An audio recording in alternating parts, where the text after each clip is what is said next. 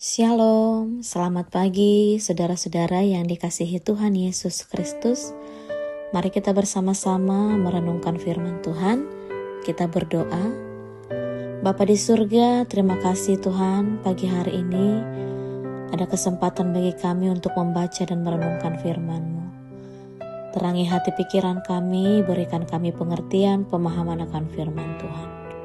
Dalam nama Tuhan Yesus Kristus kami berdoa. Amin. Saudara yang dikasihi Tuhan, firman Tuhan yang menjadi renungan kita hari ini dari 2 Samuel 7 ayat 29. Firman Tuhan kita renungkan dengan judul Tuhan menepati janjinya. Demikian firman Tuhan. Kiranya engkau sekarang berkenan memberkati keluarga hambamu ini, supaya tetap ada di hadapanmu untuk selama-lamanya. Sebab ya Tuhan Allah, Engkau sendirilah yang berfirman, dan oleh karena berkat-Mu keluarga hambamu ini diberkati untuk selama-lamanya. Sedemikian jauh pembacaan firman Tuhan. Saudara yang dikasihi Tuhan, sebagai orang percaya, kita pernah berkata bahwa Tuhan pasti akan menepati janjinya kepada kita. Namun, bagaimanakah seharusnya sikap kita dalam menantikan janji Tuhan itu? Kenyataannya, kita sering kurang percaya kalau Tuhan sanggup menggenapi janjinya dan kurang sabar untuk menantikan penggenapan janji Tuhan tersebut.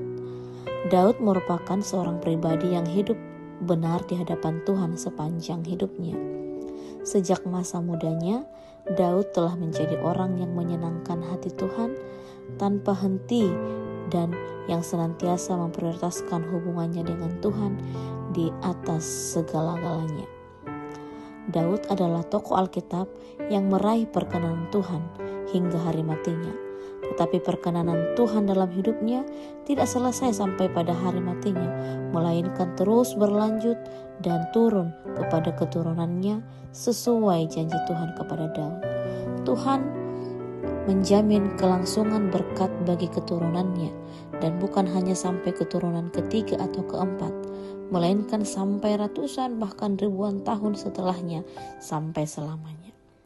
Saudara yang dikasihi Tuhan, dari kehidupan Daud kita belajar bahwa perkenanan Tuhan bukan hanya akan mendatangkan hal baik bagi kita, tetapi perkenanan Tuhan juga akan mempengaruhi, melindungi, dan menopang kehidupan seluruh keluarga kita dan orang-orang yang kita kasihi, bahkan sampai keturunan kita. Satu orang selamat dan berkenan di hadapan Tuhan, maka seluruh keluarga dan bahkan keturunannya akan senantiasa berkenan dan berada di hadapan Tuhan.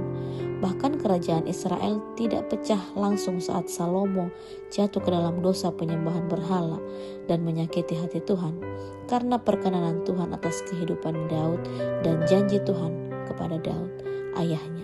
Sungguh perkenanan Tuhan itu mendatangkan hal-hal baik bagi keluarga dan keturunan kita. Biarlah pada hari ini kita dapat mengambil komitmen untuk dapat menjadi satu orang di dalam keluarga kita yang berjuang untuk meraih perkenanan Tuhan, agar seluruh keturunan dan keluarga kita dapat selamat dan juga menikmati kebaikan dan janji-janji Tuhan digenapi dalam kehidupan kita. Tuhan memberkati. Mari kita berdoa. Bapa di surga, terima kasih Tuhan untuk firman Tuhan yang sudah kami renungkan, yang mengajarkan kami bahwa janji Tuhan itu pasti digenapi dalam kehidupan kami. Dan ketika kami hidup berkenan kepada Tuhan, tolong kami Tuhan supaya kami menjaga hidup kami, menjaga perbuatan perilaku kami sesuai dengan kehendak-Mu. Terima kasih Bapa untuk firman-Mu. Dalam nama Tuhan Yesus Kristus kami berdoa. Amin.